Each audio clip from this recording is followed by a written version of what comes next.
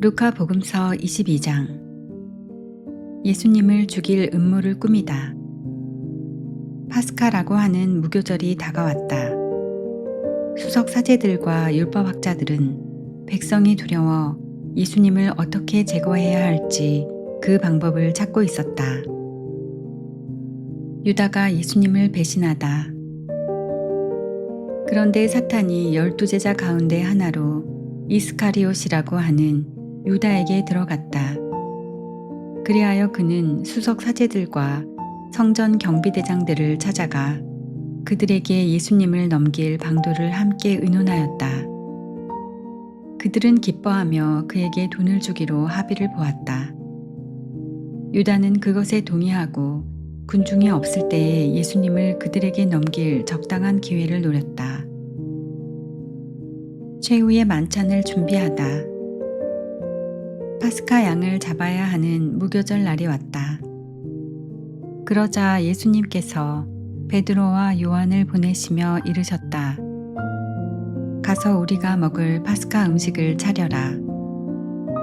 그들이 어디에 차리면 좋겠습니까? 하고 묻자 예수님께서 그들에게 이르셨다.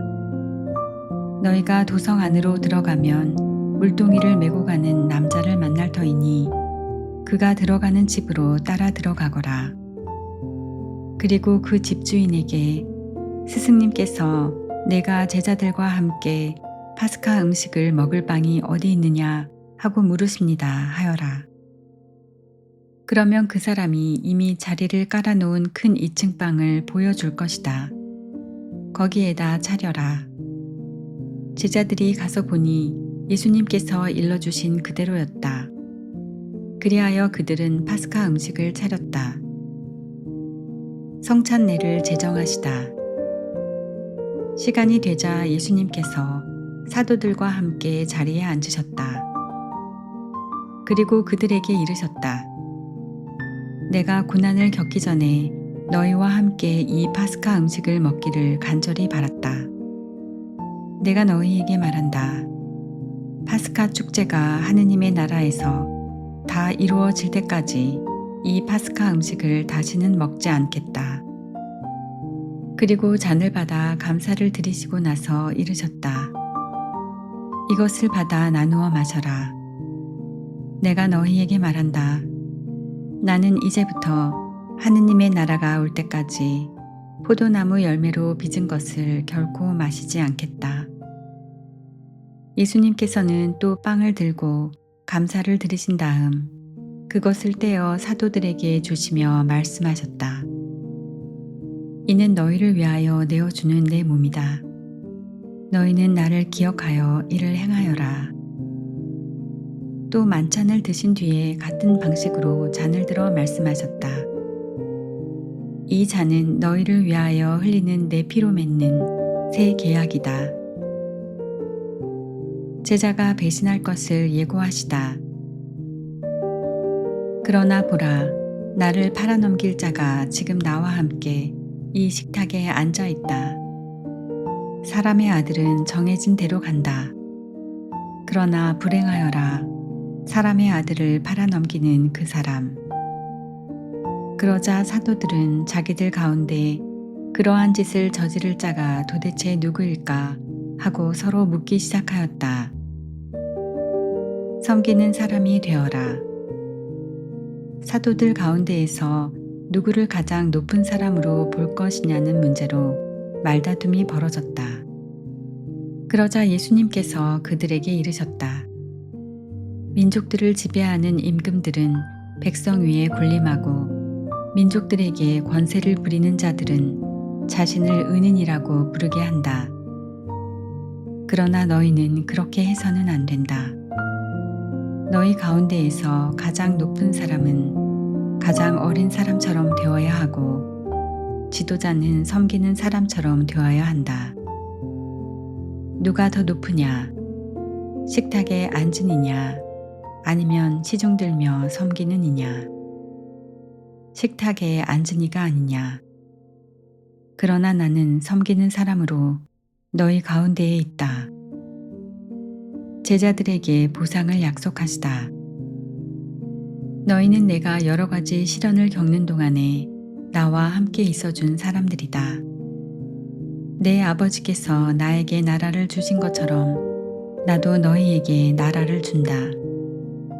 그리하여 너희는 내 나라에서 내 식탁에 앉아 먹고 마실 것이며 옥좌에 앉아 이스라엘의 12지파를 심판할 것이다. 베드로가 당신을 모른다고 할 것을 예고하시다. 시몬아, 시몬아, 보라, 사탄이 너희를 밀처럼 체질하겠다고 나섰다. 그러나 나는 너의 믿음이 꺼지지 않도록 너를 위하여 기도하였다. 그러니 내가 돌아오거든 내 형제들의 힘을 북돋아 주어라. 베드로가 주님, 저는 주님과 함께라면 감옥에 갈 준비도 되어 있고 죽을 준비도 되어 있습니다. 하고 말하였다.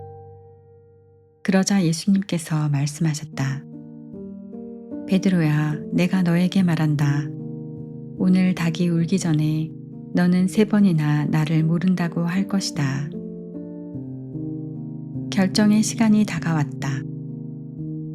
예수님께서 사도들에게 내가 너희를 돈주머니도 여행 보따리도 신발도 없이 보냈을 때 너희에게 부족한 것이 있었느냐 하고 물으셨다. 그들이 아무것도 없었습니다 하고 대답하자 예수님께서 그들에게 이르셨다. 그러나 이제는 돈주머니가 있는 사람은 그것을 챙기고 여행 보따리도 그렇게 하여라. 그리고 칼이 없는 이는 겉옷을 팔아서 칼을 사라. 내가 너희에게 말한다. 성경에 기록된 것이 나에게서 이루어져야 한다. 그는 무법자들 가운데 하나로 헤아려졌다는 말씀이다. 과연 나에 관하여 기록된 일이 이루어지려고 한다. 그들이 주님 보십시오. 여기에 칼 2자루가 있습니다 하자 그분께서 그들에게 그것이면 넉넉하다 하고 말씀하셨다. 겟세마니에서 기도하시다. 예수님께서 밖으로 나가시어 늘 하시던 대로 올리브 산으로 가시니 제자들도 그분을 따라갔다. 그곳에 이르러 예수님께서는 제자들에게 유혹에 빠지지 않도록 기도하여라 하고 말씀하셨다. 그러고 나서 돌을 던지면 닿을 만한 곳에 혼자 가시어 무릎을 꿇고 기도하셨다. 아버지, 아버지께서 원하시면 이 잔을 저에게서 거두어 주십시오. 그러나 제 뜻이 아니라 아버지의 뜻이 이루어지게 하십시오. 그때의 천사가 하늘에서 나타나 그분의 기운을 북돋아 드렸다. 예수님께서 고뇌에 쌓여 더욱 간절히 기도하시니 땀이 핏방울처럼 되어 땅에 떨어졌다. 그리고 기도를 마치고 일어나시어 제자들에게 와서 보시니 그들은 슬픔에 지쳐 잠들어 있었다. 예수님께서 그들에게 이르셨다. 왜 자고 있느냐? 유혹에 빠지지 않도록 일어나 기도하여라. 잡히시다.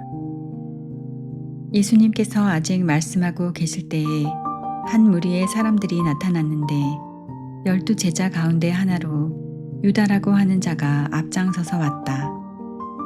그가 예수님께 입맞추려고 다가오자 예수님께서 그에게 유다야, 너는 입맞춤으로 사람의 아들을 팔아넘기느냐 하고 말씀하셨다. 예수님 둘레에 있던 이들이 사태를 알아차리고 주님, 저희가 칼로 쳐버릴까요? 하고 말하였다. 그들 가운데 한 사람이 대사제의 종을 쳐서 그의 오른쪽 귀를 잘라버렸다. 그러자 예수님께서 그만두어라 하시고 그 사람의 귀에 손을 대어 고쳐주셨다. 그러고 나서 예수님께서는 당신을 잡으러 온 수석 사제들과 성전 경비대장들과 원로들에게 이르셨다. 너희는 강도라도 잡을 듯이 칼과 몽둥이를 들고 나왔단 말이냐. 내가 날마다 너희와 함께 성전에 있을 때에는 너희가 나에게 손을 뻗치지 않았다.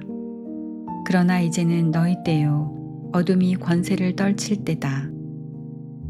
베드로가 예수님을 모른다고 하다. 그들은 예수님을 붙잡아 끌고 대사제의 집으로 데려갔다. 베드로는 멀찍이 떨어져 뒤따라갔다. 사람들이 안뜰 한가운데에 불을 피우고 함께 앉아 있었는데 베드로도 그들 가운데에 끼어 앉았다.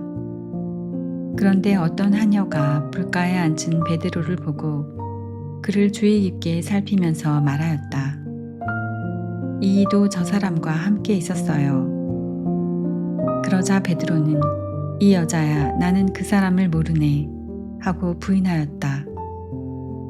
얼마 뒤에 다른 사람이 베드로를 보고 당신도 그들과 한패요 하고 말하였다. 그러나 베드로는 이 사람아 나는 아닐세 하였다.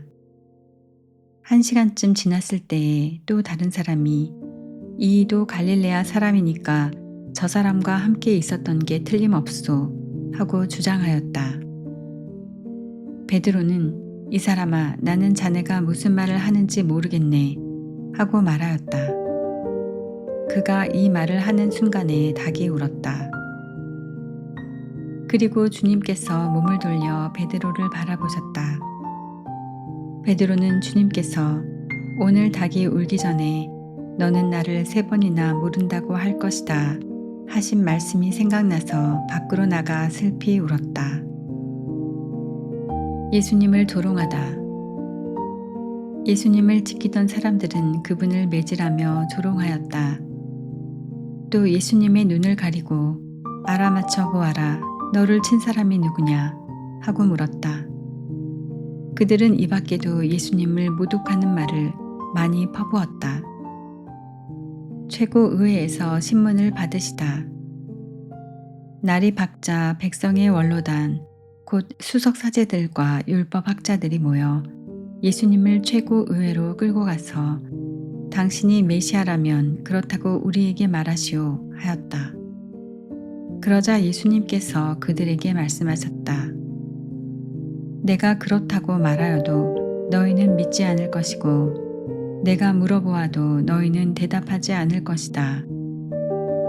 이제부터 사람의 아들은 전능하신 하느님의 오른쪽에 앉을 것이다. 그러자 모두 그렇다면 당신이 하느님의 아들이라는 말이요 하고 물었다. 예수님께서 내가 그러하다고 너희가 말하고 있다 하시자 그들이 말하였다. 이제 우리에게 무슨 증언이 더 필요합니까? 제 입으로 말하는 것을 우리가 직접 들었으니 말입니다.